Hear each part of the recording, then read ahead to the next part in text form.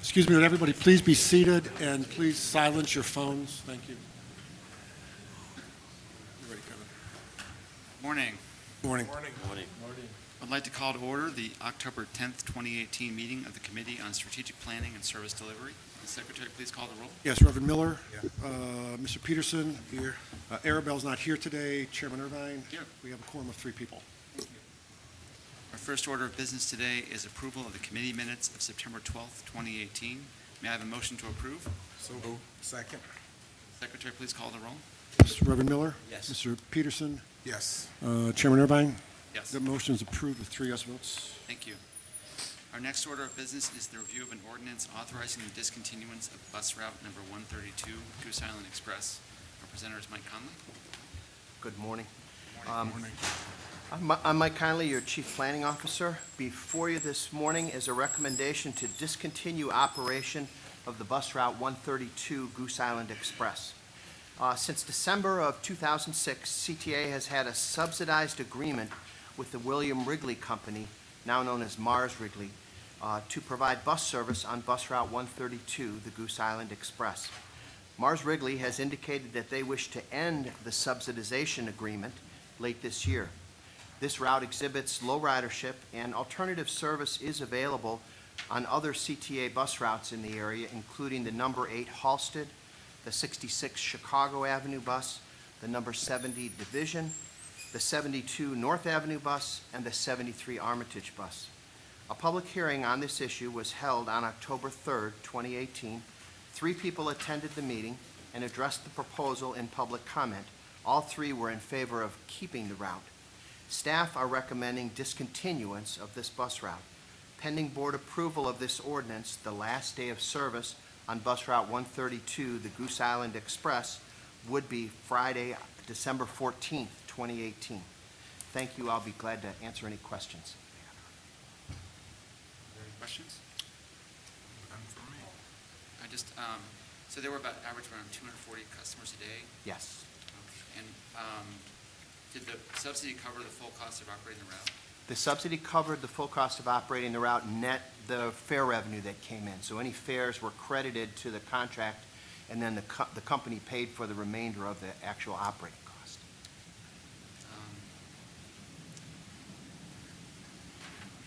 I have no further questions. Thank you. Thanks.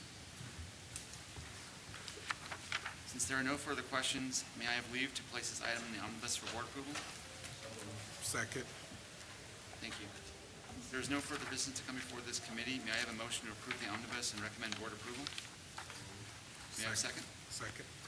Secretary, please call the roll. Yes, Reverend Miller. Yes. Mr. Peterson. Yes. Chairman Irvine. Yes. That motion is approved with 3 yes votes. Thank you. Since there is no further business to come before this committee, may I have a motion to adjourn? So moved. Second. All in favor, say aye. Aye. We are adjourned. Thank you. Thank you. Chairman Silver, we're ready. Hold on 1 second. Are you ready? Yeah, we're ready. Good morning. Morning. Morning. I would like to call to order the October 10, 2018 meeting of the Committee on Finance, Audit, and Budget. Will the Secretary call the roll? Yes, Reverend Miller. Here. Ms. Irvine. Here. Ms. Alvarez will not be here today. Mr. Peterson. Here. Mr. Youngblood. Here. Reverend Patterson. Here. Chairman Silva. Here. The committee has 6 members present for a quorum. Our first order of business is the approval of the committee minutes of September 12, 2018. May I have a motion to approve? So moved. Second. Second. Will the Secretary call the roll, please? Yes, Reverend Miller. Yes. Ms. Irvine. Mr. Peterson. Yes. Mr. Youngblood. Yes. Reverend Patterson. Yes. Chairman Silva. Yes. The motion to approve the minutes passes with 6 yes votes. Our next order of business is the review of the finance report. Jeremy Fine. Good morning, Jeremy. Good morning. Morning. Jeremy Fine, your Chief Financial Officer, and I'll be reviewing the August results. With regard to August revenues, we see farebox totals down a little bit, but passes more than offsetting that. As we've talked about in prior months, we continue to see people shifting from pay-per-use into passes. In the summer months in particular, you also see tourists shifting again from pay-per-use into passes. We saw a shift from pay-per-use into the 1-day and 3-day for tourists, and for our regular customers, again, shifting from pay-per-use into 7-day and 30-day passes. So we see about $800,000 down on fare box. That's, again, like the pay-per-use. And then passes, we see up 1.4, so net, about $600,000 to the positive for the month of August. With regard to our reduced fare subsidy, we see that down $1.2 million. As you may recall from last month, it was a little bit more than that, about $1.5 million, because of an additional haircut that the governor imposed and that accumulated impact hit in the month of July. But we're back to the long-term $1.2 million that we've seen over the last several years. And this number is very critical, as we'll talk about in the year-to-date numbers and the net numbers that we'll talk about on the revenues, on the expense side as well. Non-fare box revenues are up to budget, about $500,000. Again, we've seen progress in non-capital grant revenue, interest income, and advertising revenues that resulted in about a $500,000 outperformance to the August budget. Total revenues come in essentially flat, down about $100,000 for the month of August. So again, this is very good news, that we're seeing some of the bleed on the revenues starting to abate here for the month of August. We'll obviously be watching that in the coming months as well. That resulted in an average fare that, due to rounding, is down about a penny, but essentially flat. Free rides, we continue to look at confiscation missions to catch scofflaws, and those were down about $100,000 less than what we saw free rides in August of 2017. With regard to year-to-date numbers, again, the trajectory of the lines are similar to what we saw in August, with fare box totals down but passes up. So you see on a net basis that we have a positive variance to budget on a year-to-date basis of over $2 million, $2.1 million. The reduced fare subsidy is down, however, $9.7 million, so almost $10 million that we were expecting to receive from the state. We have not received, and again, this is critical as you get down to the bottom line that we'll touch on in a moment. Non-fare box revenues are down 2.2. $500,000, or about $475,000, is due to a haircut from the federal government to our Build America bond program. So again, another about $500,000 there, coupled with the state haircuts of 9.7, put us at the $10.2 million range of haircuts by the state and by the federal government, which would have more than offset the $9.8 million negative variance to budget that we see on a year-to-date basis. So again, it's very critical for us to continue to receive the funding that we expect from the state and from the federal government. Average fare is off about a penny on a year-to-date basis, and free rides are down about $1 million from this time on a year-to-date basis last year. So again, the confiscation efforts for folks that are misusing the cards continue to be effective. On the expense side of the house, we've continued to tighten our belts where we can and try to offset those drags that we see on revenue, that are coming from the haircuts that we're receiving. On August expenses, we see labor slightly unfavorable by about $800,000. If you would have net out the impact of the ATU agreement on a budget-to-budget basis, we would be slightly positive. Material, we see cyclicality in this line item. So you see for the month, we're slightly unfavorable, but as we'll talk about on the next page, for a year-to-date basis, we remain positive. Fuel, we see some slight favorability due to the timing of purchases. And then power, we see some slight unfavorability due to, in the summer months, we have, the air conditioners running and more power drawn. So you see a slight unfavorability there. But injuries and damages and security services are essentially flat or slightly down to budget. Security services, again, in the summer months, we have a lot of special events, so we have additional security services involved in those efforts. Other expenses continue to be the shining star here on the favorability side, almost $4 million, about $3.9 million of favorability in August. So we again appreciate the continued vigilance on the part of the departments at the CTA to continue to control contractual expenses that allow us to achieve on a net basis for operating expenses for the month about $2.4 million of favorability. So that more than offsets for the month the drag that we saw on August revenues. So on a net basis, we're about $2.3 million to the positive for the month of August. So we anticipate, again, as we get into the heavier ridership months, to continue to see progress on cutting, the deficits that we see here on a year-to-date basis on the next page. That net number down at the bottom, that $7.7 million favorability on expenses offsets most, but not quite all, of the revenue drag that we see on a year-to-date basis. We're still about $2.1 million, on an unfavorable variance to budget net against the revenues. But again, we cut that more than in half in the month of August alone. So again, we feel very confident in our ability to completely eliminate that gap as we move forward through the rest of the year.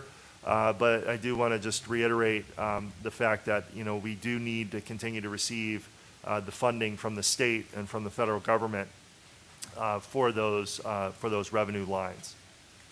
On the three commodities that we purchase, fuel, power, and natural gas, we're fully locked in of what we would expect to be at for 18 and 19 for fuel. We continue to look at making selective purchases for 2020 in the fuel market. The oil industry is quite volatile right now due to the hurricane that's down in the Gulf, as well as just global events. Power, we see that we're fully locked in for 18 and 19, as well as where we would expect to be for natural gas for 18 and 19.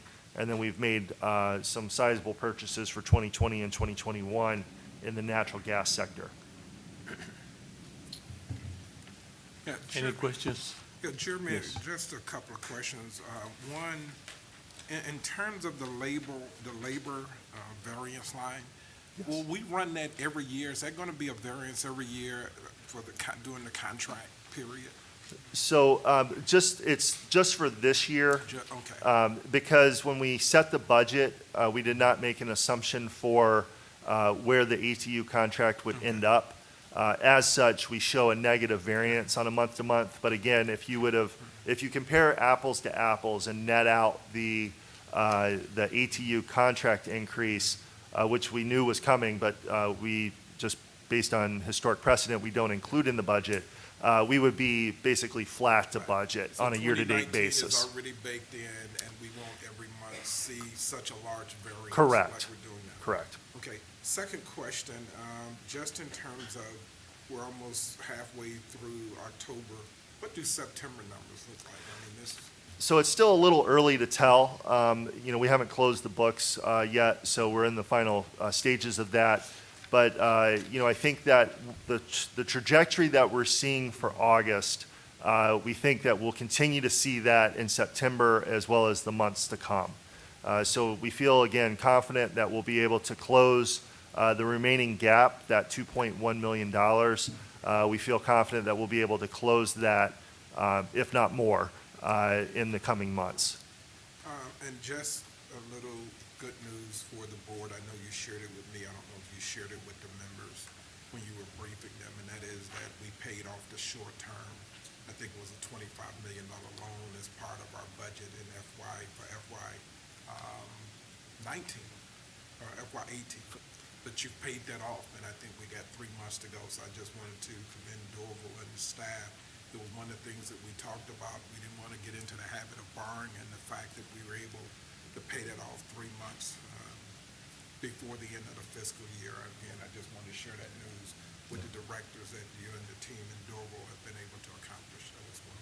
Thank you. Yeah, we're very excited about paying that off. So, What do you see in the coming months where we'll end up probably closing that gap, so to speak, as you mentioned? Will it be in the advertisement, or would it be in ridership, or what do you foresee that in the coming months? So I think that what we'll see is what we've seen in August kind of start playing out. We'll start seeing a little bit more on the advertising side, but frankly, it'll be a lot on the pass side. So as we continue to see people coming off vacation, kids coming back to school, kind of the confluence, and we talked a little bit about that last month with regard to the early fall, being kind of like the peak of the ridership trends. We'll continue to see the revenue impact of that playing out in our numbers. But I also don't want to forego saying that the expense cuts, continuing to control our expense lines will also play a vital part in that as well. So we don't want to let off the gas on controlling our expenses. We want to continue to try to tighten our belts where we can. But we've done a great job of that. But again, not to continue to go back, but we do need to continue to receive all of the state and federal subsidies that we expect. The increase in ridership that you had this month, okay, is that the way that you planning, okay, to close the gap? So, yes, so we do budget based on ridership trends and the associated revenue that we would expect from that. So we do budget, accordingly. So if there are certain months that are, historically lower, we budget, those types of revenues lower. If they're higher, we budget those. So it does flow with the cyclicality of the ridership. But, again, I think that what we've seen is, throughout the year, we've seen people shifting from pay-per-use over to passes, even a little bit more than what we had projected based on our revenue assessments. So, yes, so we do anticipate that trend will continue, which will, again, help us close the remaining gap that we see there on the FAB report. Mr. Chairman, you may recall that when we passed this year's budget and did the fare increase, one of our strategies around focusing on passes was to create exactly the trend that we're seeing. And in fact, as Jeremy's indicating, we've been outperforming the revenue projections on the pass revenue, which is a reflection of the fact that the strategy actually worked. Ridership decline was actually something we anticipated in this year's budget. Whenever you do a fare increase, you expect some ridership loss to occur just as a result of that, separate and apart from the trends that we were seeing around ridership in general. And that trend has continued fairly consistent with what we thought it was going to be. We're starting to see a little bit of softness in that decline, which we hope is an indication that we're getting to the point where we might start to stabilize on ridership. But I think the big news for this year's budget has been the revenue side of it, and the fact that we've been generating a level of revenue around our passes that has helped us sort of overcome the ridership loss and still start to address the bigger gap that we were facing with our costs. And what about the events, okay, like the marathon, okay? Well, the marathon event, the ridership was a little bit lower than we anticipated. We think that it had as much to do with the rain, the weather on that day as anything else. It was still a very heavy ridership day for us, but on the revenue side, we actually had a positive in terms of revenue. So, it's one of those things where it's sort of a double-edged sword or a mixed message, but we are still seeing good ridership on special event days. I think one of the things that will impact this year's ridership numbers is the fact that the Cubs did not go deep into the playoffs this year. I'm sorry about that. But clearly when the Cubs go, this time of year, we will be picking up a lot of ridership just from the playoff games that will be happening at Wrigley Field. And that, of course, isn't happening for this year. And so that will have some impact. But I think we're from a budget standpoint overall, at this point in time of the year, I think we're in very good shape. And I would agree with Jeremy's assessment that, closing the gap and ending up with a balanced budget at the end of the year, I think is definitely achievable, given the numbers that we're talking about. Good, congratulations. Good. Thank you. Talking about the weather, now, you talking about, so that we'd be able to close, are you factoring in, the this is October, November, December, the winter months, even though ridership goes up, we still gonna be able to close. Yeah, so we look at long-term trends with regard to ridership and the associated revenues that are derived off of that ridership. And, that takes in longer-term trends with regard to, whether, we don't just extrapolate off of, a good weather year or a bad weather year. It's all kind of rolled together so that we have kind of a longer-term average because, yes, in Chicago, you never know what you're going to get. We've been, knock on wood, we've had very good weather, and, that does, as President Carter indicated, does have a direct impact on our ridership. We've been seeing, the oil, going up. We are totally hedged, for 2019, right? So for 2019, we have 85%, which is our top, that we anticipate capping out at on having those pre-purchases. There is some volatility in the market. However, there was some good news recently in that Saudi Arabia, Russia, and the United States all said that, and those are the top 3 oil producers in the world, that they all said that they're going to increase productivity, which was a little surprising to the market. So that actually will help drive prices down. And then on top of that, as people get back off of summer vacations, the demand for oil starts to dip. So you have more supply, less demand. That should result in lower prices. Unfortunately, right as all that was being announced, we had the hurricane in the Gulf, which shut down, at least temporarily, the drilling platforms. So, the anticipation is that once everything kind of stabilizes on the weather, that those larger market forces should help stabilize, if not drive prices down, which will allow us to continue to make purchases for 2020 and beyond.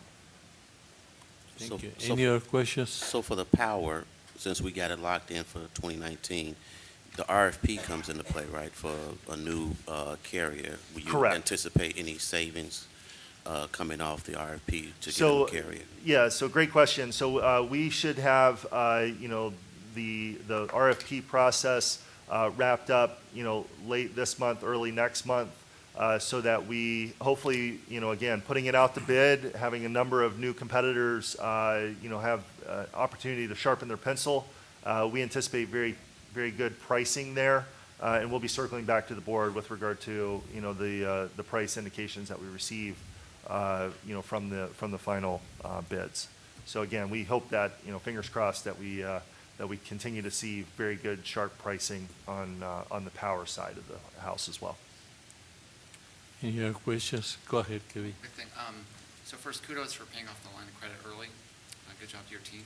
It was a How team much effort interest- with the departments. What's that? That was a team effort with the departments Yeah, on making sure sure. that we controlled the expenses, so we had the dollars to pay it off.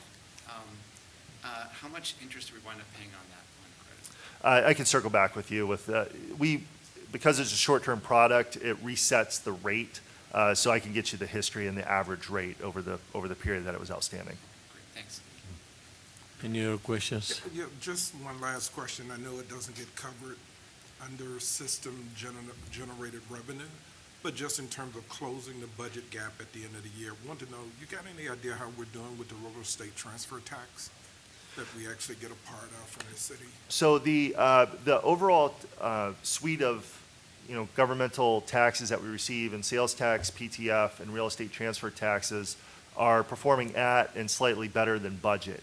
The real estate transfer tax, however, is very volatile. It's dependent upon residential sales, which we've, as you go into the winter months in Chicago, residential sales tail off quite a bit. And then the other big mover that actually swings the real estate transfer tax quite a bit is commercial building sales. And those are just kind of hit or miss throughout the year. So we've done very good to date. But again, just being, the CFO and finance in general, we're always a little reticent to get too far out over our skis on that. It But can be sort of a roller coaster, you're right. yes, yeah. In terms of the other revenue, 8 months in, 10 months in now, what about the fee that we're getting from the ride share? So the ground transportation tax, rideshare funds continue to come in at 1.3 million a month. So Was we've, was that our projection? that was our projection. Okay. So we continue to receive the full block of funding that we would have expected to receive for the GTT. Yeah, perfect. Okay. Any other questions? If there are no further questions, thank you. Okay, thank you. Our next order of business is the review of an ordinance authorizing an intergovernmental agreement with the city of Evanston for funding from the Washington National TIF District for future phases of the Red and Purple Modernization Program. Mike? Good morning, Chairman. Good morning, Directors. Good morning. I'm Mike Conley, your Chief Planning Officer. Before you today is a recommendation to authorize an intergovernmental agreement with the City of Evanston for no less than $500,000 to support design work for future phases of the Red Purple Modernization, or RPM, project. The current construction project addresses both the Red Purple bypass and the four-station project to reconstruct the track, stations, and structure in the vicinity of Lawrence, Argyle, Berwyn, and Bryn Mawr stations. There will be future construction phases needed for the rest of the North Red Line and for the Purple Line. Evanston, the City of Evanston, has TIF funding available to support CTA's work to advance the future Purple Line work. At this time, staff are recommending authorization of this IGA, which will secure these necessary funds for preparation of planning and engineering materials for this future worthy project. Thank you. I'll be glad to answer any questions that you have. Any questions?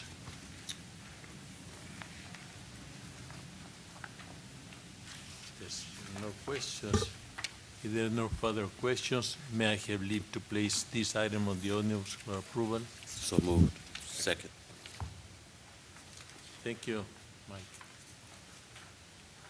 Our next order of business is the review of an ordinance establishing the authority's disadvantaged business enterprise program goal for federal fiscal years 2019, 2021. Tom? Good morning. I'm Juan Pablo Prieto, Senior Manager, Diversity Programs, and I'm here to present the Chicago Transit Authority's overall agency Disadvantaged Business Enterprise, or DBE, goal for our federally funded contracts for federal fiscal years 2019 through 2021.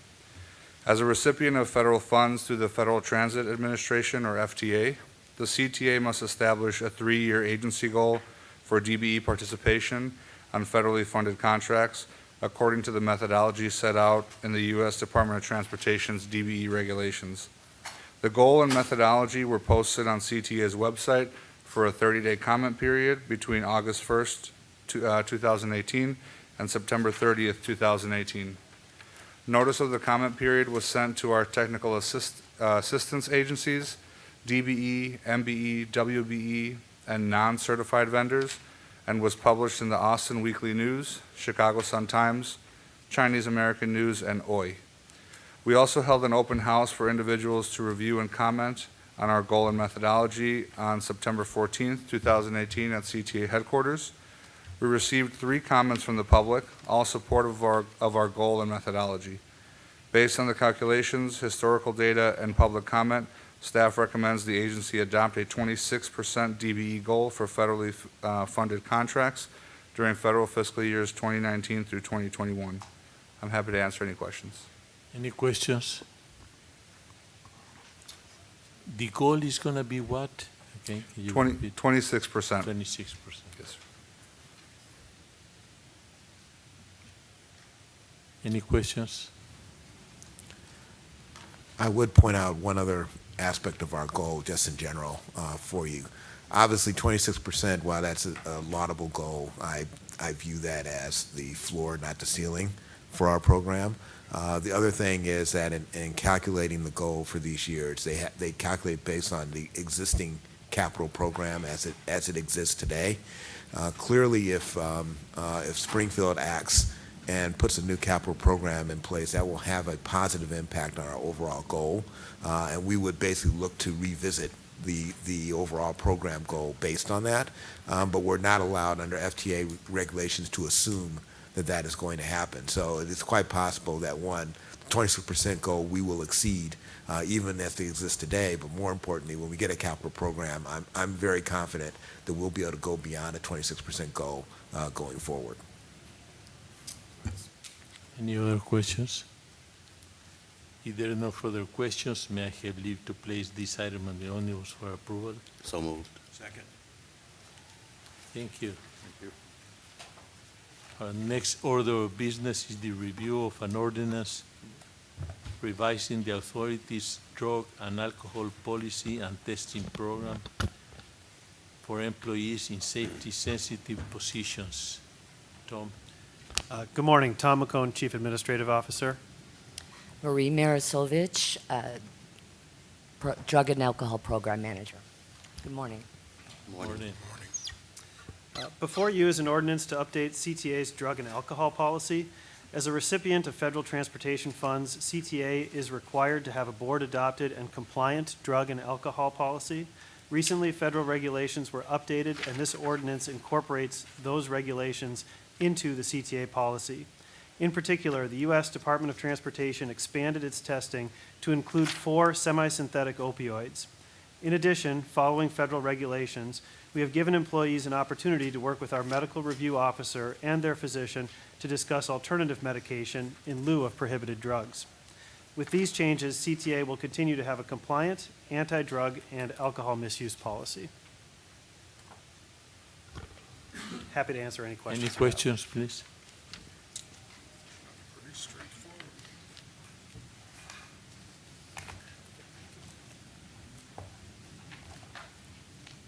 I think I asked you yesterday, but how often are these changes made?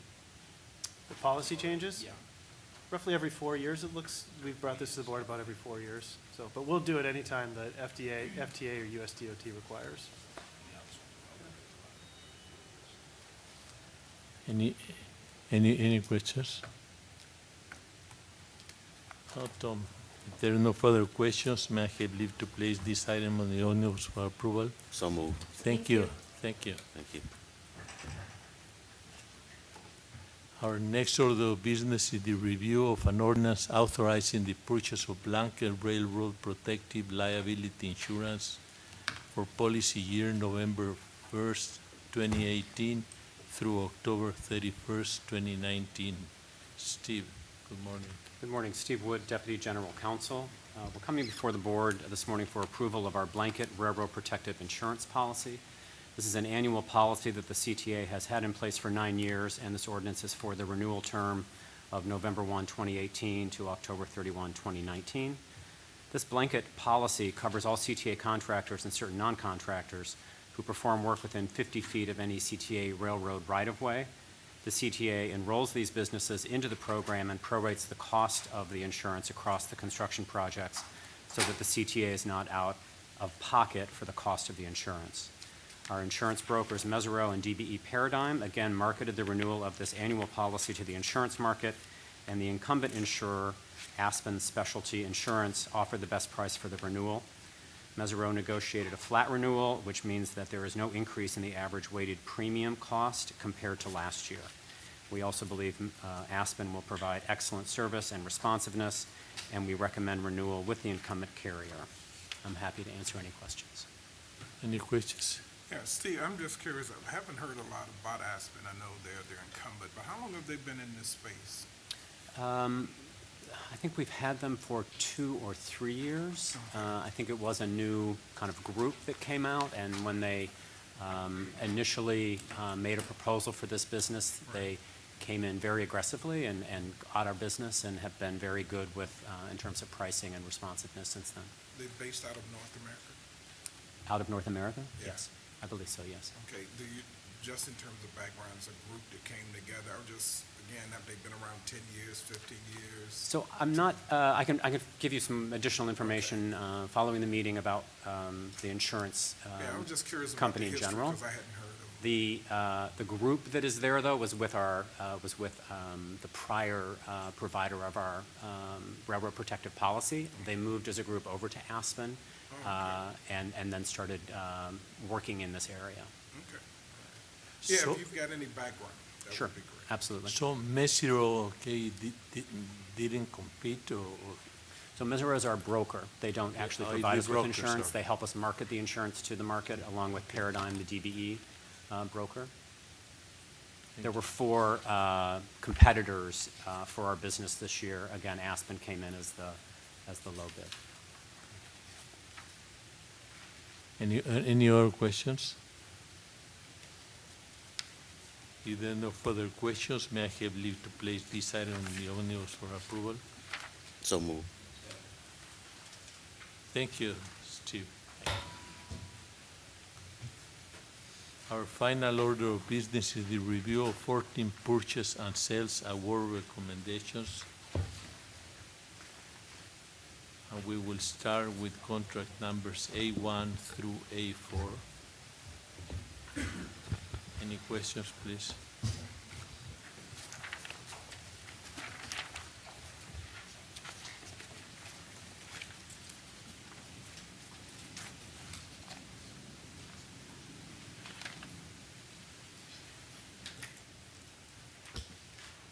A1 to A4.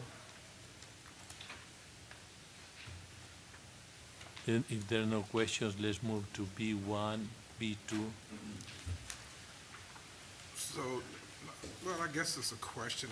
Ellen, if you could, I'm looking at the change order, and I know it's to complete the term of the contract. But could you share with the board a little of the work that Joan Lang LaSalle is doing? I mean, in the explanation for the change order, you talked about, they had exceeded some of the early benchmarks or metrics that we had put out there for them. And I just wanted the board to hear, some of those examples of things they've been able to do. And then I know in future years, like in FY19, there's some other things too that's on the horizon. But again, that kind of a change order at this point in the contract, I just wanted some updates in terms of how they're performing and what they're doing. Chairman, I think Carol may be able to answer those questions, but I'm here if you have any other ones. So Carol Morey, your Chief Infrastructure Officer. So the real estate group does fall under the infrastructure group, so I'm happy to answer your question. So when we initially bid the JLL contract, we set a very aggressive number for commissions at roughly $3.19 million. I'm happy to report that JLL has received a total of 2.46 million commissions, about 80% of the value with 80% of the time expended. And that represents roughly $78 million worth of revenue opportunities for CTA. The categories would include our ATM agreements, our beverage spending agreements, office leases, including our lease of the 12th floor, which was a major coup for us under this contract, parking agreements, retail concession leases, as well as surplus property sales. So we've been very pleased with their performance. The change order is really necessary for us to continue to be aggressive about seeking revenue opportunities for CTA. We have several things in the hopper for which commissions would be due, which would exceed the value that's left in the contract, and so that's the purpose of the change order. Any other question?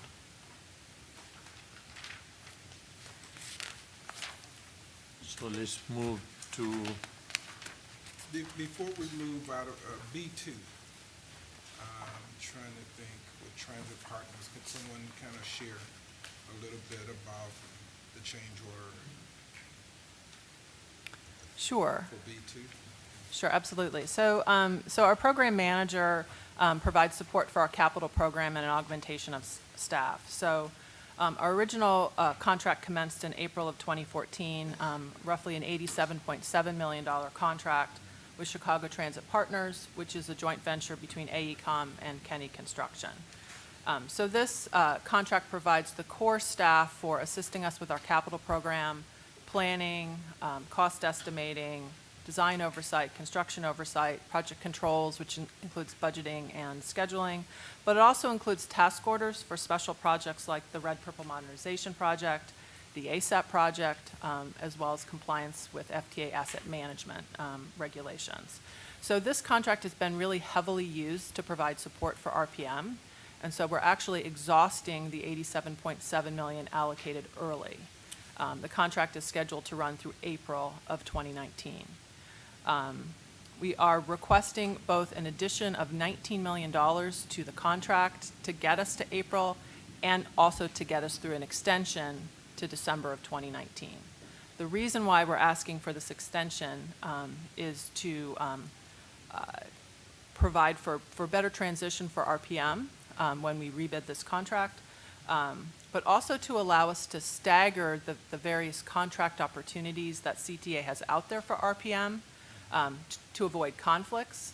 A vendor could only provide services under one of those contracts. We want to make sure that we're staggering those opportunities to maximize those opportunities for our DBEs. And where are we now with the DBEs as it relates to this contract? So we set at a 35% goal on the contract, and the CTP has committed to 35% of the contract. So they're projected to meet that goal.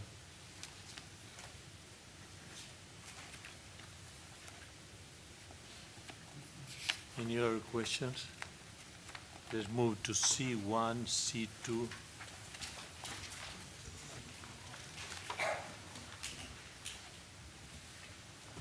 Any questions on C1, C2?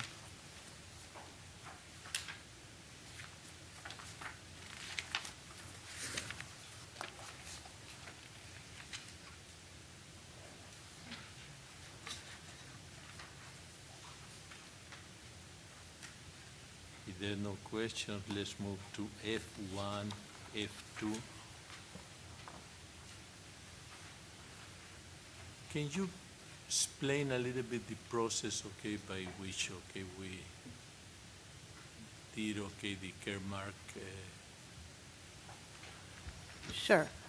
We did the Caremark procurement as a joint procurement with the City of Chicago, Cook County, City Colleges of Chicago, the Chicago Park District, and Cook County Pension. And the reason we did that, obviously, is buying power. We have a much greater buying power. Therefore, we get reductions in the pricing.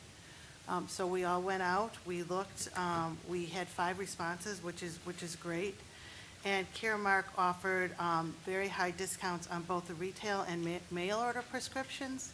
And additionally, they're going to continue to reduce inappropriate prescription drug dispensing. So they've been a valuable partner, and they were deemed again to provide us with the best solution. So we're happy with Caremark. Yes. Any other questions? Yeah, just in terms of, I'm looking, you've got 12 million, a little bit over 12 million remaining in the existing contract as of September 17th. The new contract, once approved, when does that become? Is that January of 2019? Yes, we needed to leave a little bit of leeway in case we went with a different vendor. We would have to have time to transition it. Yeah, no, the only reason I mentioned it, 12 million, and you're averaging a cost of about 2 million a year. So if I just ended up doing the math, even with the new contract starting in January, you would still have some salvage. Do you just roll that over into the new contract? Is that pretty much? Actually, it just goes back into the budget, I believe, but I'll let Todd take that. Yeah, it would, the $125 million would be the base for the new contract that starts on January 1st. So we wanted to leave some in the existing contract, like, as Alan said, in case we went with a new vendor and we had to have some overlap between the 2 vendors, so allow for transition. But it doesn't roll into the. Yeah, It doesn't go back to. It goes back, so Jeremy's got a little money to work with. Right. Okay. I'm still trying to help him close. I'm counting pennies. And just to clarify, the actual expenditure rate is $2 million a month. Yeah. Yeah, So right. we Yeah, that's will what I'm burn looking through it at fairly because quickly. I'm like, okay, that's 4, that's 8. We got a little bit over 12, that's 4 million. Jeremy's got a budget to close on Right. X amount, so I'm just trying to whittle that number down even before he gets to the other guys. Okay. Any other questions?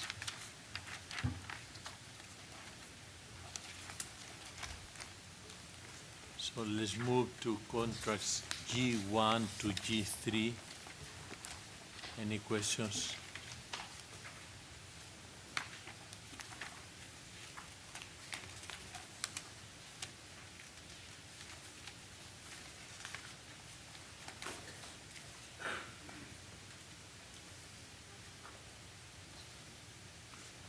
Yeah, talk a little bit about G3. That's a pretty big number.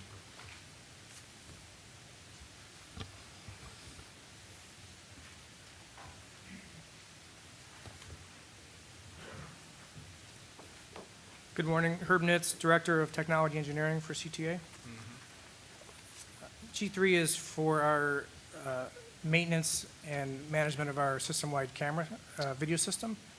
One thing we've often talked about is we have over 5,000 cameras spread out over the system, and we have to maintain that. But what we don't often talk about is all the moving parts behind the scenes. So in addition to the 5,000 cameras, there are over 200 locations that we have to maintain the cameras at, plus over 200 servers and video recorders. We have over 500 network switches. We have over 500 power distribution points. We've got over 250 active users that rely on the system 24/7, including our control center, our safety and security, our claims department, and even Office of Emergency Management Communications. This contract is also structured so that 40% of this is really going towards new build and installation integration. So as we add cameras, such as the Safe and Secure initiative we've talked about, this allows us to not only add these cameras, but have the resources to integrate these cameras into our system so that they're available in a timely manner and maintained and continue to operate in a reliable manner. So do you set, I don't know, do we have like annual metrics? I mean, how do you go back at the end of the year and you've got, 30 million for 3 years, and then you've got 2 one-year options. So how do you at the end of the year go back contract? This is a pretty large contract, and just sort of measure, I guess, your annual metrics with our cameras. I mean, because the thing that always gets me with technology is something always changing. It's like, what we bought in 2016, you almost have to upgrade it in 2018 or 2019, because again, it's constantly improving, and I'm just curious as to the kind of annual metrics you might have in place to go back and see if they're doing a good job and are they meeting your expectations? We've had over 17,000 total tickets on our last contract over a 40-month period. And that ranges to about 5,800 tickets per year, or about almost 500 tickets per month. Within those tickets, we categorize them from a camera break fix to an NVR or a video recorder fix, our line of sight monitors, which are monitors on the platform for stations where there's a curve and the rail operator needs to look out onto the monitor for a safe line of sight. We've got the servers and the software, and so with that breakdown, over 60% of our tickets were for camera break fix. And within those tickets, over 60% were responded or repaired within 4 hours, and another 20% were responded within 24 hours. And a lot of these tickets were actually structured or classified as a next day repair, but the way we've structured the contract is it's a system that we really need to pay attention 24/7. So we took our crews and spread them out over a 24-hour period, and it allows us to respond to camera fixes in a much more timely manner. Now, our metrics are based on a certain level of severity, and losing a single camera at a station would be a lower priority or lower severity than losing multiple stations. And so the crews are dispatched based on those severity levels. And on the last contract, we really had a smaller number of higher severity level. It really was about 3%, because a lot of the effort goes into proactive monitoring and preventive maintenance. And so we try to address the problem before they become a problem. But when they do, we were responding within 4 hours for these critical severity levels. Question, when you upgrade the cameras, is there a service warranty that comes with them? So it's like we've got Quantum that might help to repair those that are in place. But let's say, and you said how many we've got system-wide? over 5,000 cameras. So you've got 5,000, let's say you decide that you want to upgrade 1,000 of those. Do those come with service warranties where the company that installs them puts them in and they're responsible for 2 years of maintenance without Quantum actually having to do anything That's- because they fall on the service agreement? That's a great question, and there's the product or material warranty, and then there's the workmanship or construction warranty. And a lot of our cameras are actually installed by other contracts, take 95th Terminal or Washington Wabash. So the camera comes with a product warranty, and it's typically 3 years. And the installation warranty, which would be the workmanship from the contractor, if we determine there's a defect in the workmanship or the installation, we'll refer that work back to the original contractor. But any of the product warranty, we will issue an RMA, a return for authorization, and get cameras repaired or replaced from the manufacturer within that warranty period. So it's a balance between monitoring and tracking the performance of the actual hardware to tracking the performance of the infrastructure behind it. There's, again, a lot of moving parts of it. I'm just trying, again, I'm not a technology person, but just in terms of putting it in a layman's perspective, I would assume that, let's say, for example, 5,000 cameras, you expect over a 12-month period, 60% of those might need some type of service or whatever. And as you continue to replace and get new cameras, I'm hoping that those cameras are better, they're under service of warranty. So I'm just trying to figure out if, you know, the company that Quantum is doing less work because we've got better cameras and newer cameras, how does that impact the bottom line in terms of what we pay them?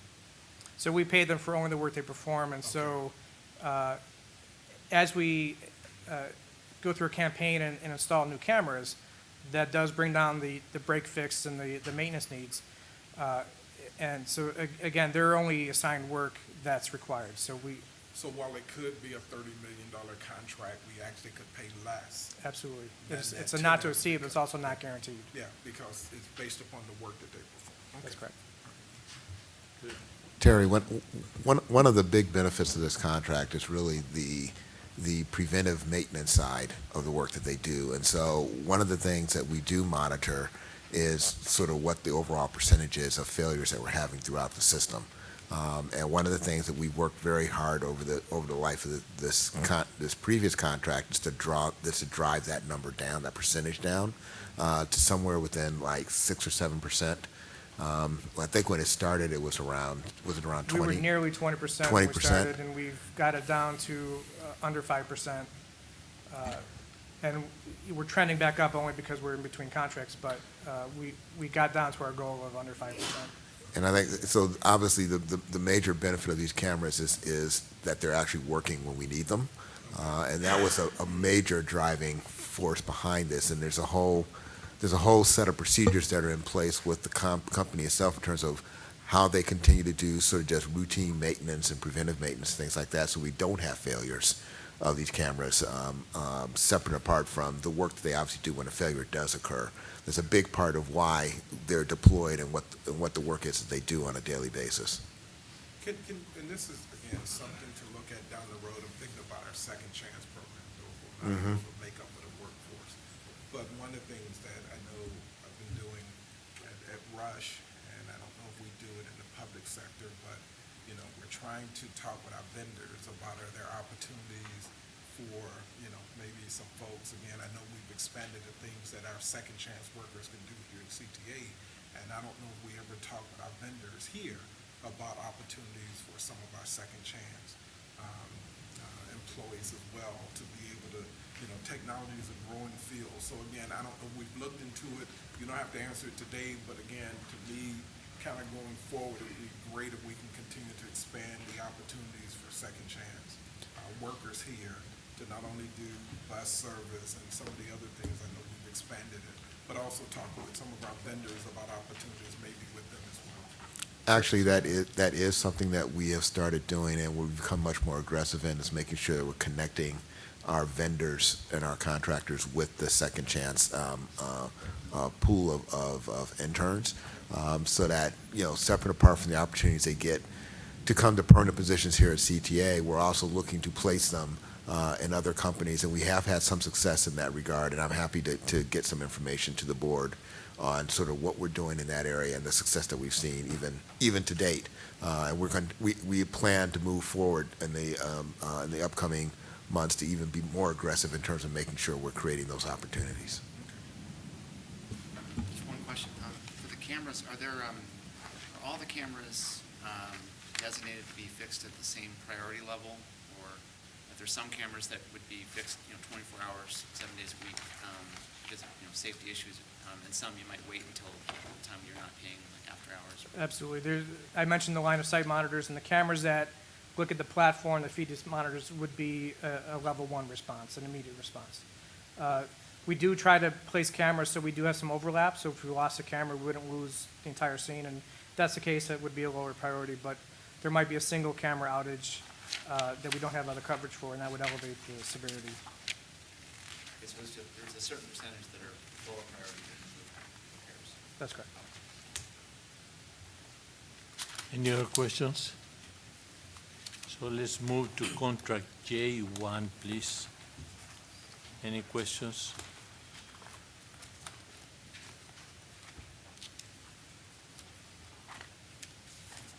Is this an amendment? Yes, we're amending the contract. We are adding additional funding in the amount of $1.2 million, and it is to TY Lin. We are currently in the evaluation process for the RPM procurement, and TY Lin is in a unique position because they have worked on the plans and the specifications for RPM.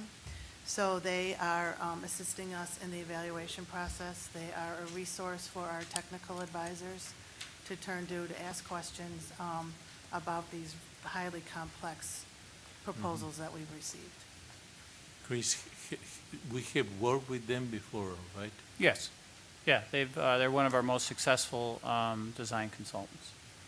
They have a robust DBE program.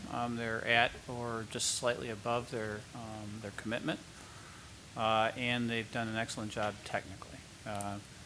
This is an amendment due primarily to, when we first started doing this project, we weren't always sure whether we were going to make it to the next level. So we initially did this contract to support the environmental work that was being done and to reach a level of technical development that would reflect cost certainty for the full funding grant agreement. Subsequently, we're now doing an amendment, as Ellen said, to support procurement. And then finally, we're hoping to do an amendment associated with technical support through implementation of the project. Chris, do you want to identify yourself to the board? Chris Bouchel, your Chief RPM Officer. Any other questions? If there are no further questions, may I have leave to place these 14 contracts on the omnibus for approval? So moved. Second? Since there is no further business to come before this committee, may I have a motion to recommend board approval of the omnibus? So moved. Second. May I have, will the secretary call the roll, please? Yes, Reverend Miller. Yes. Mr. Irvine. Mr. Peterson. Yes. Mr. Youngblood. Yes. Reverend Patterson. Yes. And Chairman Silva. Yes. That motion is approved with 6 yes votes. And finally, may I have a motion to adjourn? Second. So all in favor say aye. Aye. We're adjourned. Terry, how about 3 minutes?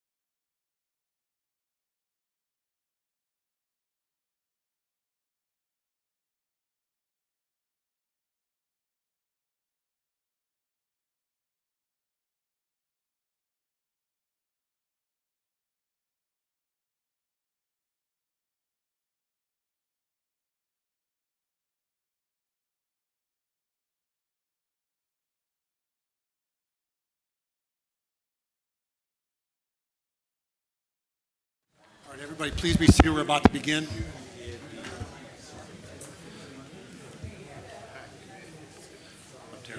Ready? Yeah, we're ready. Let's go. Good morning. Good morning. Morning.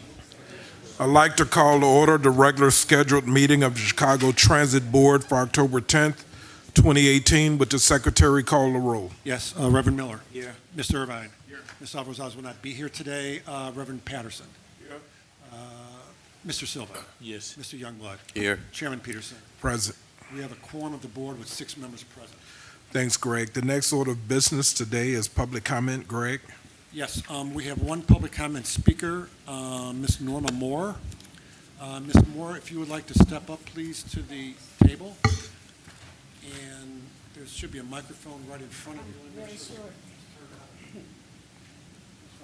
here's fine. Either one is fine, Ms. Moore, whichever one you wish. Sit right here.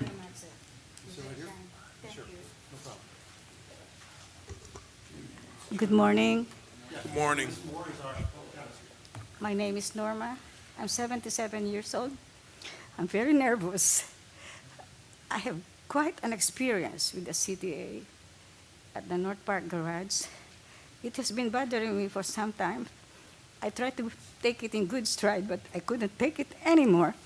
I was treated at first like dirt by one of the bus operators. And then, eventually, after I made at least 4 reports, which did not result in any success, I was treated like an idiot by the management.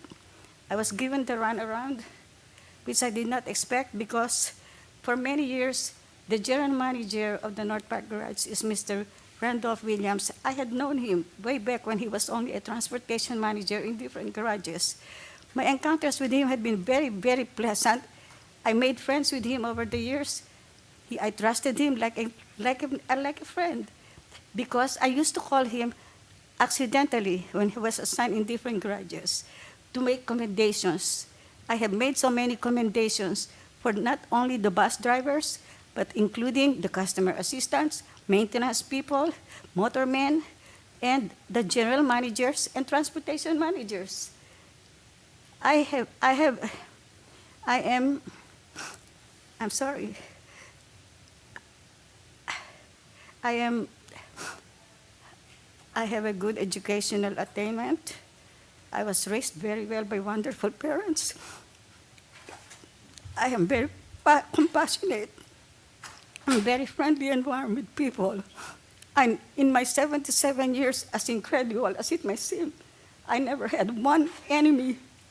When I was coming here to the States after I graduated from college, after working in the Office of the Administrator of the Social Security Administration, I was lucky to be hired without being seen by an employer based on my resume and exams that they gave me through the mail.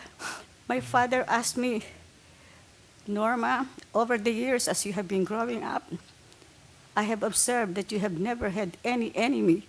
What is your secret? I told him, I have no secret.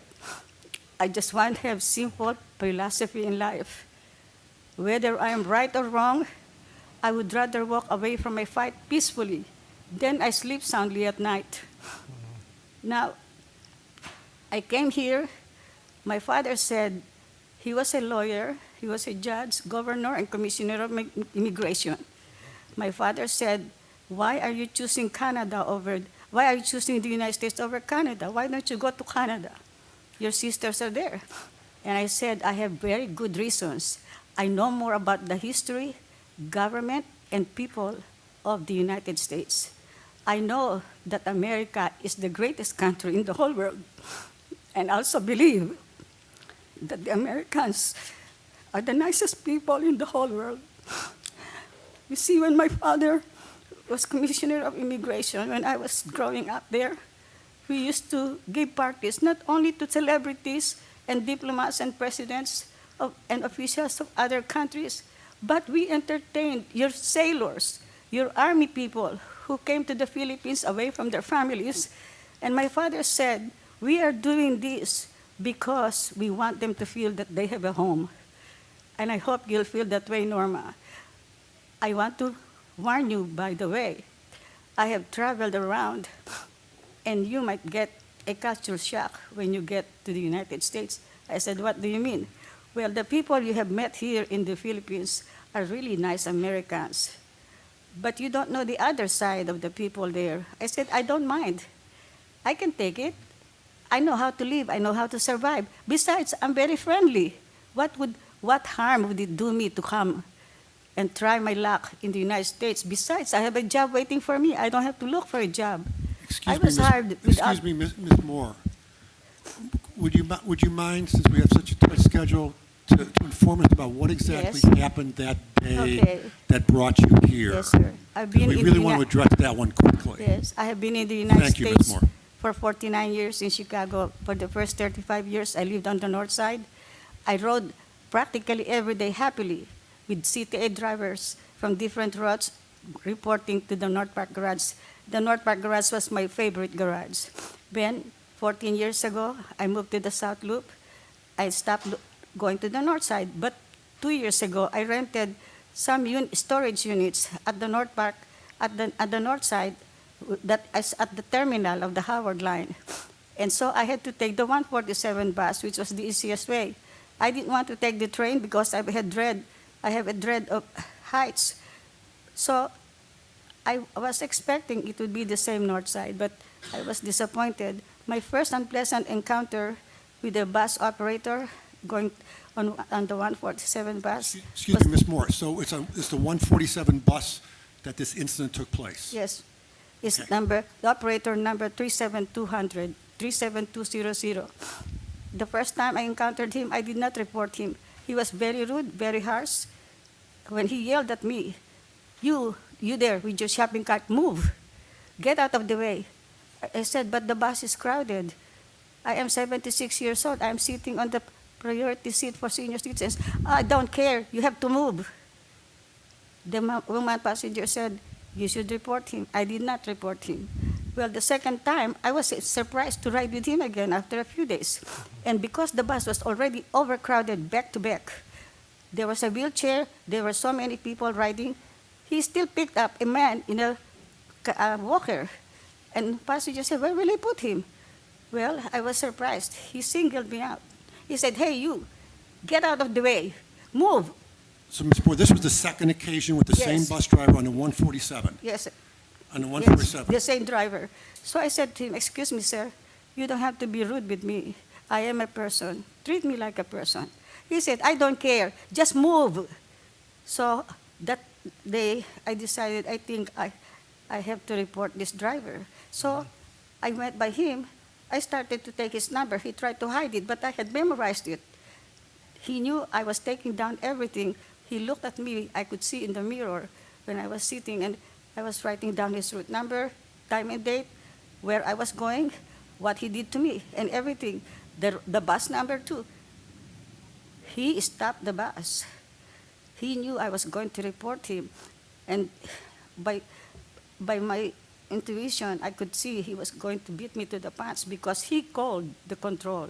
He let me hear what he was saying. I am sorry, I have to report to you that I cannot go anymore and drive all the way to the end of the line. I have a passenger here who's making trouble. She is about 75 or 76 years old. She has been on my bus before. She is really trouble. She's a troublemaker. So after a while, I was thinking, oh my God. So I stayed on the bus. And after a few minutes, when he parked the bus at the corner of Michigan and Oak by the Drake Hotel. And all of a sudden, 2 police cars with 8 policemen stopped. And they were walking towards the bus. I got off the bus, and I met them before they could get inside the bus. I said, excuse me, officers, I am the passenger that the driver called about. If you can just give me 2 minutes to tell you what happened, I will appreciate it. And the one who was like the chief, yes, we will listen. What is it? So I told him everything that happened. I said, I was not a troublemaker. I have not been any trouble to anybody. He was the one who gave trouble to me. And he instead is reversing the situation. So please, if you want to do something to me, I'm asking you, please reconsider. He said, no, we believe you. We are very sorry. I said, I'm scared. You are 8. There are 8 of you. 2 police cars to come to me. I said, no, where are you guys? I said, I'm going to the Howard line. What bus number? The same number, sir. Don't worry. what we'll do is we will wait with you here until another 147 comes. So we will know you will be able to drive peacefully all the way. And then a CTA supervisor came. He went right inside the bus and talked with the driver. I was so frightened. And when he came down, I was so surprised. He smiled at me and said, "Hi, don't be afraid. I am a supervisor. You can go all the way to Howard. I heard that you're going to Howard and you want 147. I'll stay with you until you get the next bus." So the officer said, "Well, we promised to stay with her too, to reassure her that she will have a safe, peaceful travel." "Well, it's all right, officers. I'll take care of her, I promise." So the officers left me, and the CTA supervisor was very humble. I said, "Sir, may I know your name? I just want to thank you and let Mr. Carter know that you have given me peace of mind." And he said, "It's not necessary. You don't have to get my name. I'll just stay with you and don't worry." So I thought, well, I would call the CTA. I found out to my amazement that Mr. Randolph Williams is then the general manager of the North Park Garage, and I had known him from the beginning. So I said, I was so happy. I said, "Mr. Williams, this is Norma. Do you remember me? I used to talk with you and commend many drivers to you when you were assigned as transportation manager in different garages." And he said, "Yes, yes, Norma. Well, I've got good news. I have bad news for you this time. It seems," then I told him what happened. I said, "It seems to me, Mr. Williams, that there is now a growing breed of very rude, nasty, and very mean drivers on the route, on this route." Excuse me, Ms. Moore, can I stop you for a second? I just want to make sure I understand the story. Yes.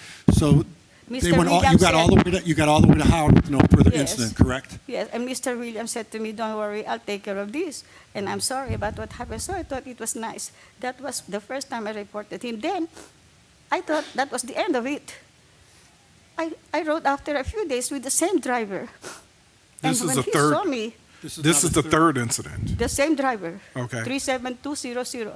Excuse me, Ms. When Moore, he- how many incidents altogether Well, took not place? after a week, because I didn't know that I happened to be riding always when he was on the same route.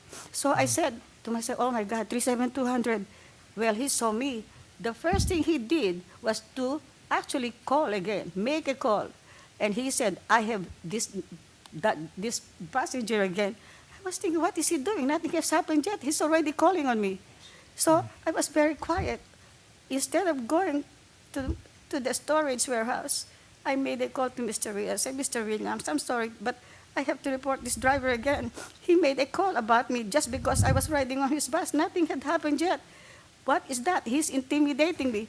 And Mr. Williams said, "All right, tell me what." So I told him, and to make a long story short, he said, "I'm sorry, Norma. I'll do my best to help you, and don't worry about it." That was the second time. Excuse me, Ms. Moore, now. The third time. Excuse me, Ms. Moore. Yeah, I want to have a conversation with the chairman about this. This is Yeah, a very let me- important story. It's very, and at some point, we have to decide what's the best way to sort Well, of what I'd approach like to this. do is have Dorval But there have were some. other incidents, I- 4 incidents. That's understood, Ms. Moore, but we Yeah, can't- we I can't wanna just leave it have- there after. We want to get to the bottom of this. Yeah. Yes, sir, Clearly, but- there's a problem, and we're committed to getting to the bottom of this, but this may not be at this point, I think we have quite a bit of Yeah. information to begin that process. I wish I Dorval, could make can- it very can- short. Yeah. Dorval, can you have Yes, someone I'm on your gonna team? have- So anyway, I'm I going to made- have Don Bonds Hold on, please, and, Ms. Moore, let's hear from President Carter, Ms. Moore. yeah, I'm going to have Don Bonds, my chief operating officer, meet with Mrs. Moore. I'm a And little bit hard of hearing, Mr. Carter. I'm sorry. Let me first of all, let me personally apologize for what happened to you. That shouldn't happen to any customer of CTA, and obviously I'm very concerned about the incident. What I do want to do is make sure that we have you meet with the people here who run my bus operations group, Patricia Thomas Miller and Don Bonds, so that they can get the rest of the details about what happened, and then we will investigate it and take appropriate action around But that was not the hardest blow. After the fourth report that I made, which I thought would have been taken care of the first time, it seems to me they became lukewarm with me. Mr. Williams actually, on the last report, he said to me, "Wait, I have to transfer it to another department to end this once and for all." And I said, "Where are you transferring me?" "To another department that can help you." "Mr. Williams, before you do that, may I ask you, is the person you're transferring me to higher in position than you?" He said, "Yes." So I was connected to a telephone, and the man said, "Yes, I would, what is it, Ms. Moore?" I said, "Well, Mr. Williams said that you're going to help me." who am And- I and we speaking will with? help you- we will help you Who am I understand. speaking with? He said, I'm Mr. Henderson. Mr. Henderson, what department are you with? I am with the bus operations department. And what is your title, sir? I am the manager. Mr. Henderson, are you the manager of the bus operations department for all the whole CTA or only at the North Park Garage? He said North Park Garage. Now, my point is this, sir. Mr. Williams doesn't know. I know the official structure of the garages. The general manager is the head and highest official of a garage. The buck stops there.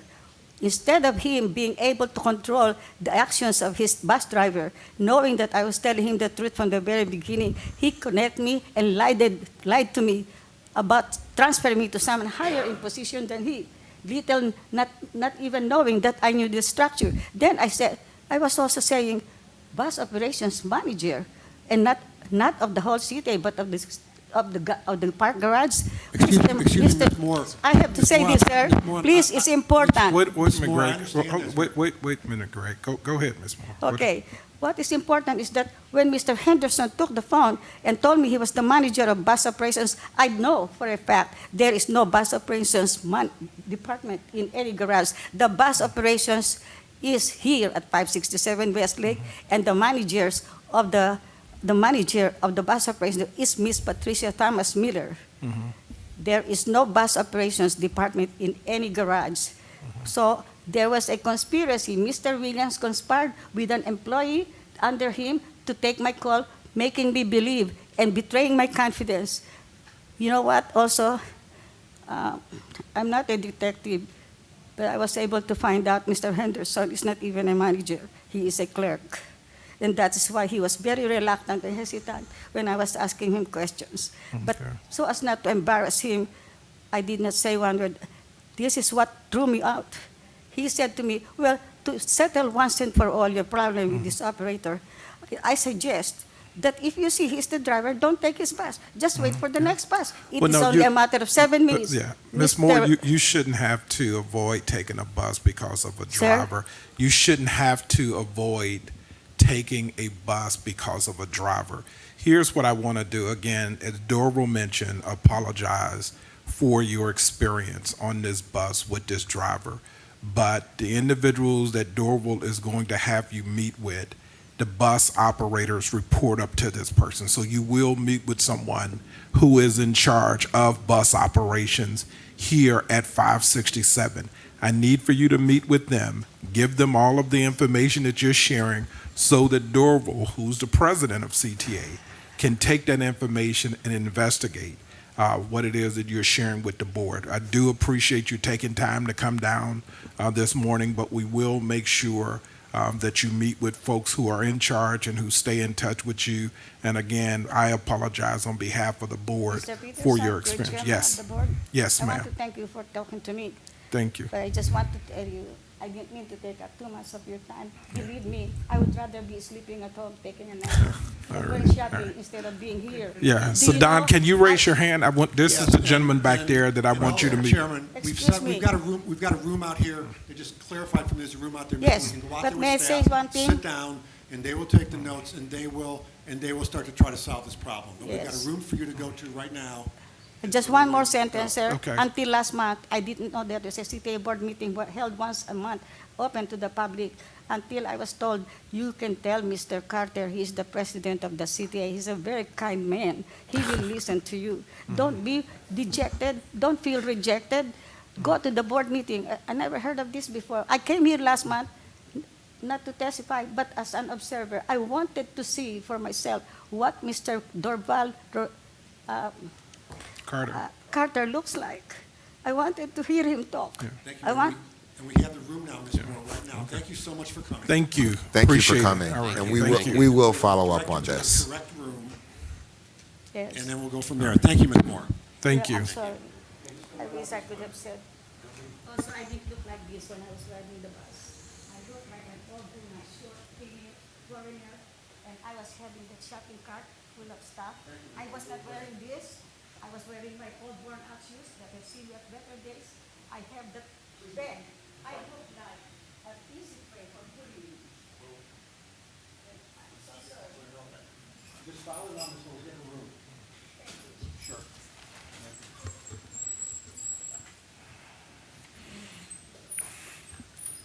And just to follow up, Mr. Warren did not come today, but I do have a statement I'm going to distribute to the board members from Mr. David Dalker regarding our RPM project in Lakeview.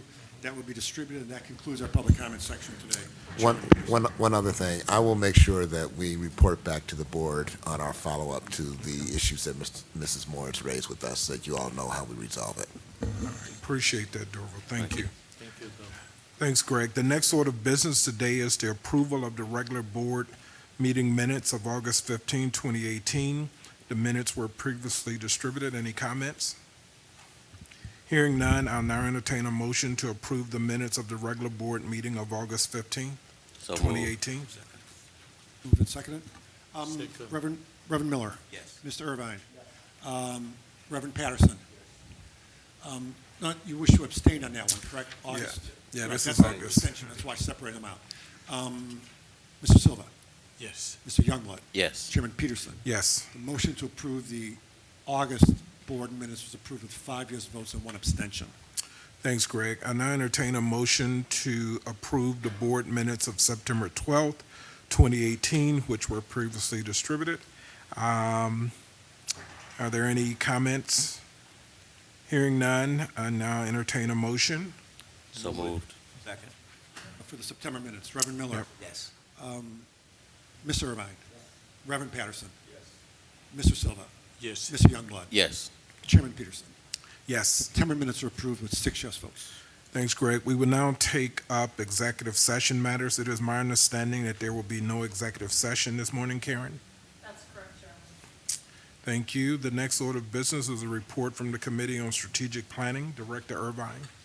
Thank you, Mr. Chairman. The Committee on Strategic Planning and Service Delivery met earlier this morning. The committee approved the September 12, 2018 minutes. The committee also reviewed the following ordinance: an ordinance authorizing the discontinuance of bus route number 132, the Goose Island Express. The committee recommended board approval of the ordinance and placed it on the omnibus for board review. And that concludes my report, Chairman Peterson. Thank you, Director Irvine. The next order of business is a report from the Committee of Finance, Audit, and Budget. Director Silva. The Committee of Finance, Audit, and Budget met earlier this morning. The committee approved the September 2018 minutes and reviewed the finance report.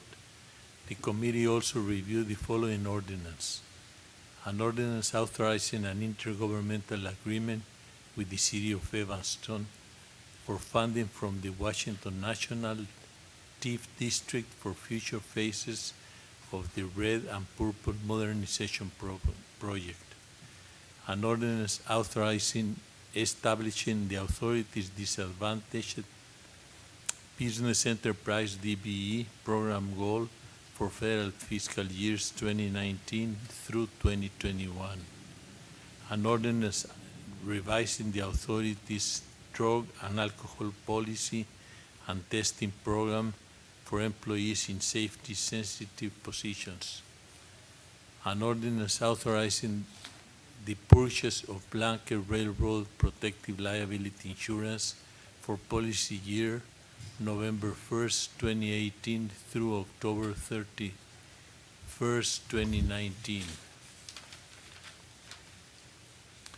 The committee approved the committee also reviewed 14 purchases and sales award recommendations.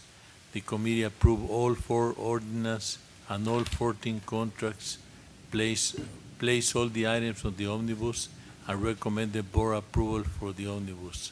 That concludes my report. Thank you, Director Silva. May I now have a motion to approve the omnibus as stated by Director Irvine and Silva? So moved. Second. Seconded. Reverend Miller. Yes. Mr. Irvine. Reverend Patterson. Mr. Silva. Yes. Mr. Youngblood. Yes. Chairman Peterson. Yes. The motion is approved for the omnibus with 6 yes votes. The next order of business is a construction report. Carol.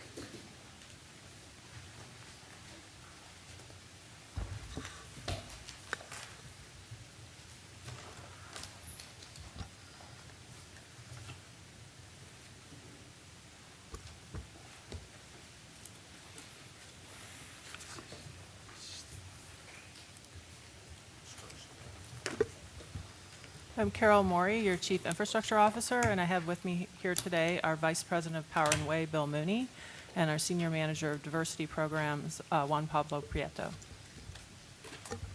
Good morning. The first project I'm going to provide an update on today is our East Lake, Milwaukee, Illinois substation upgrade. Current activities continue on all three substations, with the focus at Milwaukee being the transition from remediation of the building facility and into the traction power phases. We also have received delivery of all the traction power equipment at Illinois substation, and they are preparing to wire in that equipment and cut it over. And at East Lake, they continue remediation of the facility itself with tuck pointing and a lead abatement and a painting. The first picture here gives you an example of that at East Lake. Well, it's a shared facility with Commonwealth Edison. They are preparing around the Commonwealth Edison equipment in the basement. And the next picture shows you the replacement of a traction power transformer that changes the voltage that we receive from Commonwealth Edison to make it a lesser voltage that we can convert to use for our DC traction power feeds. So they're flying out the major transformer from one of the yards to be able to install a new one. The next project I'm providing an update on is our Ravenswood Loop signal upgrade project. The project remains tight to schedule and on budget. The project has now shifted, as I previously reported, from wayside equipment wiring to the installation of the relay houses, with receiving the last relay house at Illinois. That's the last piece of equipment we need to wire up the full system and start commissioning it. Here's a picture of that house being set. And the next picture gives you an example of some testing for preparation of cutover at the Cleveland relay house, which will be the first relay house we look to cut over. The next project we're going to report on is the 95th Terminal Improvement Project. Here, work continues on the north terminal as we operate out of the south terminal. We continue to work on steel erection, curtain wall installation, and the installation of the vertical transportation elements. This is really a significant portion of the project, as we'll have 4 elevators and 7 escalators in the station in the final configuration. Substantial completion of the north terminal is expected for December of 2018. So here you can see installation of the bus canopy steel that surrounds the terminal. In the next picture, we see concrete pour. We hope to pour the remainder of the concrete by the end of October, early November. And the final picture, you see the erection of the elevator tower. So that's one of the 2 elevators in the north terminal. Here we also see the steel erection for the North Bridge bus widening. So the North Bridge will be widened as part of the project to provide some more room for bus operations, and this is what you see here. Our next project is the Quincy Loop station upgrade. Carol, before you go on, I just Sure. wanted to comment. So I was out over the weekend. We've got less than 90 days before the end of the year. Are they working on weekends? I mean, in order to have a majority of this work complete by the end of December, like I said, I went out on Friday and just parked my car and walked around. And the pictures actually reflect what the site kind of looks like. There's a lot of work ahead, and like I said, we're less than 90 days out. And if I start to take out Thanksgiving, Christmas, and the week between Christmas and New Year, you sure we're going to be able to make that end of the year deadline? So they've been very aggressive. They're working 3 shifts, and they've been working 3 shifts for the past 2 to 3 months. Okay. So we're not only working on weekends, we're working 24/7. Okay. We're confident that we'll have an opening of the north terminal by the end of December. Okay. We're looking to fully enclose the building by the end of this month, as well as finish the concrete pouring. And so I think at this point, if you've been monitoring the site, as I know you have, there's a tremendous amount that's been accomplished in the past 2 to 3 months, and it's really Right. starting to look like a terminal. Well, I think the key is, as you said, if they can get the building enclosed this month, you can actually work inside. I guess my biggest concern, the weather. Yes. Starting to turn, and if you don't get that concrete poured, and if you don't, get the shell up, then it becomes problematic to do some of the other work. But you're right, if you can get the shell up, concrete poured, steel in, you can do a lot of the inside work, like you said, 24/7. I was just out there on Saturday, and I said I knew I had the board meeting coming up, and I was going to say, wow, I didn't know they were doing 24/7, so that's great, and 7 days a week. So with that kind of a timeline. I could see them getting there, so Yeah. I'll check out there in a couple of weeks to see if the shell is up. Sounds good. Yeah, we're tight to schedule, but they're on track to complete by the end of the year. So at Quincy, work continues on the elevator enclosures and also the bridges which connect the elevator to the station.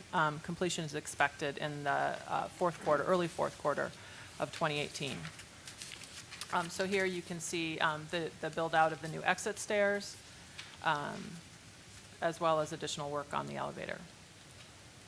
The Garfield Green Gateway project continues on time and on budget for completion by the end of 2018. Today, we opened a temporary station house to allow customers to continue to access the station while we renovate the existing station house and add an additional escalator. We'll also continue with installation of the new steel for the platform canopies this weekend. So in the next picture, I believe it is, you can see the new canopy steel. That's on the north half of the platform. We'll be completing that this weekend and doing the south half of the platform. And then the final project for today is the Belmont and Jefferson Park improvements project. Work is well underway at Belmont for caisson installation, which will serve as the foundations for the new architectural canopy. The north portion of the Jefferson Park bus terminal closed earlier this month, and work is underway to modernize and rehabilitate the bus terminal in accordance with ADA requirements. And then just a note, and this is as scheduled, while the Belmont Station project and the Jefferson Station rail improvements will complete by the end of 2018, the Jefferson Park bus terminal will continue into 2019, and that's as the project was originally scheduled. So we take a look at the pictures here. This is a little bit of an older picture, but it shows demolition of the existing station canopy at Belmont and demolition of the Belmont platform. That is actually complete as we sit here. And that concludes my report. If I could, I know it's not part of your project briefing, but I want to have Chris come up and talk a little bit about the Red Purple Modernization Project.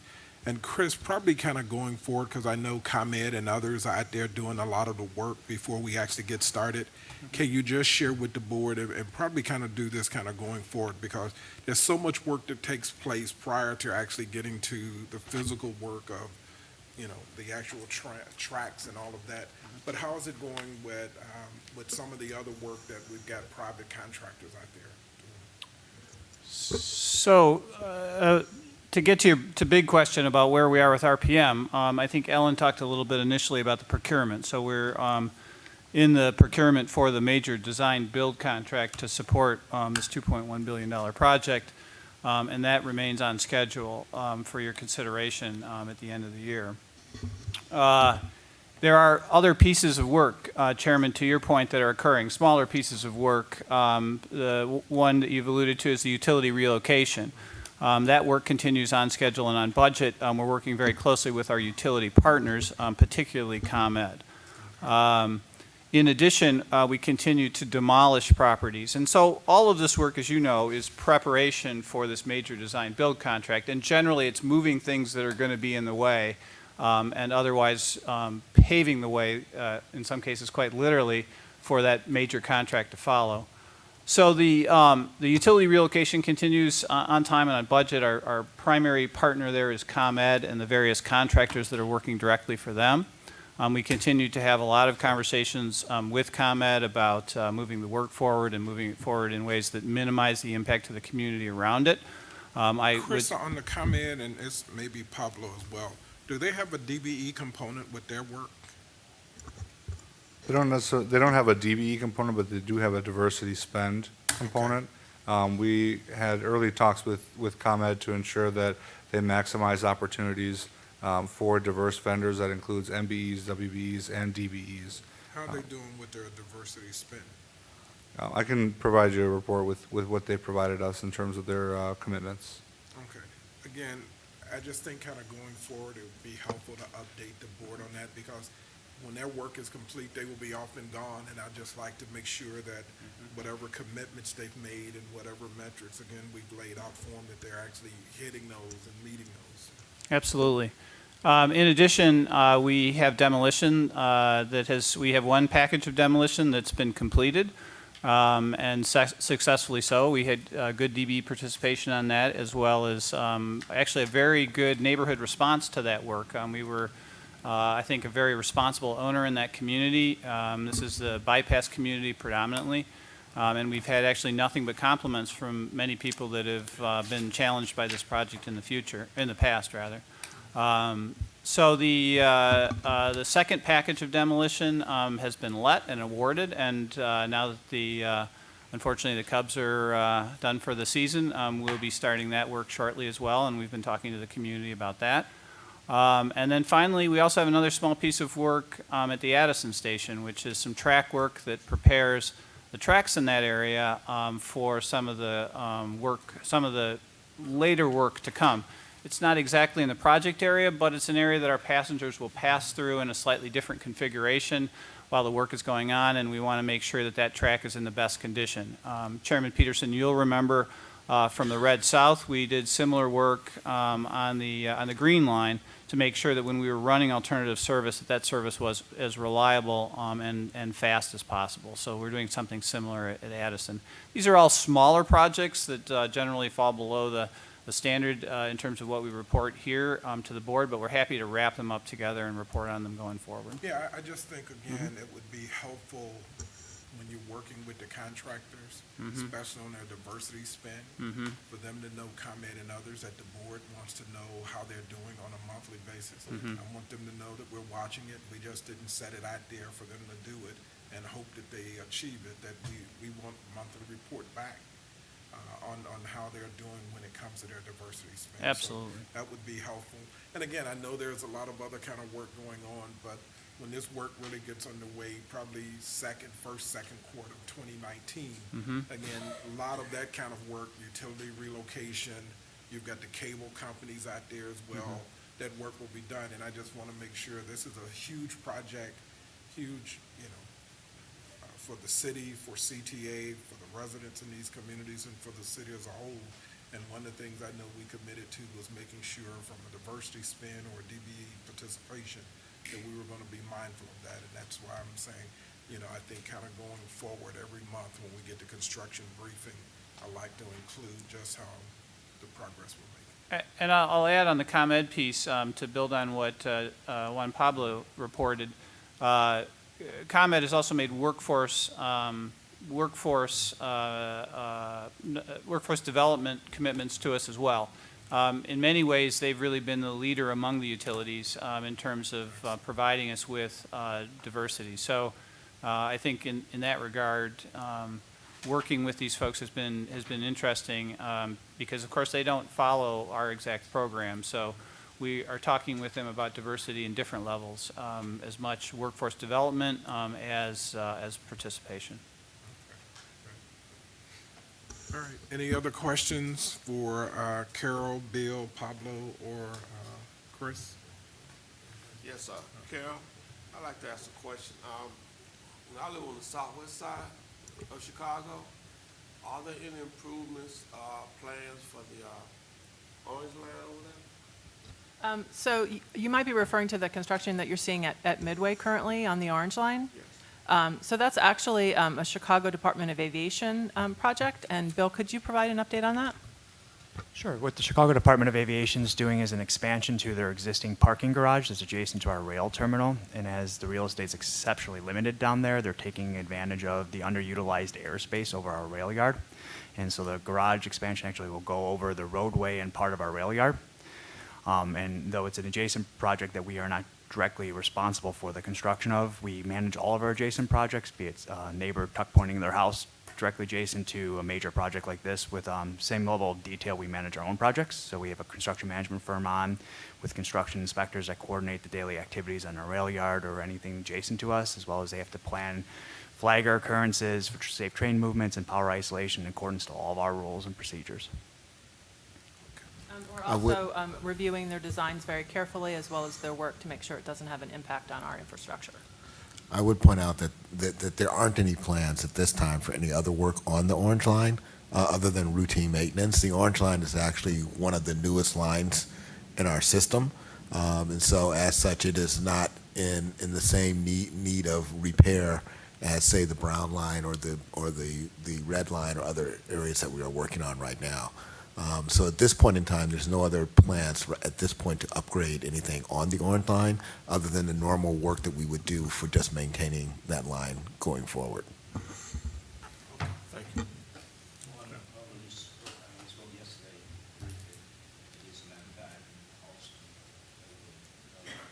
Have you done anything, as far as pulling in subcontractors or joint contractors together in a public meeting in any space? I was working with Mayor, but our place is always available at the places on the west side. We would be happy to, contractors saying they had a problem. There are many of them out there, and they're ready to work, want to work. And so if you're having problems, reach and go. We meet in Austin weekly in a ministry group. And after we talked yesterday, I just kind of like polled to see how many pastors or residents had picked up and saw that paper. And I think it was 1 out of 9. So we might need to do some public presentation. Yes, and with, depending on the projects that we have coming forward, especially with RPM, we'll be doing a lot more outreach in various parts of the city. So we'll definitely make sure to communicate with you when we go out to the west side. All right, any other questions? Greg, is there any new business to come before the board? No, sir. With no further business to come before the board, may I have a motion to adjourn? So moved. Second. All in favor, say aye. Aye. We're adjourned. Thank you.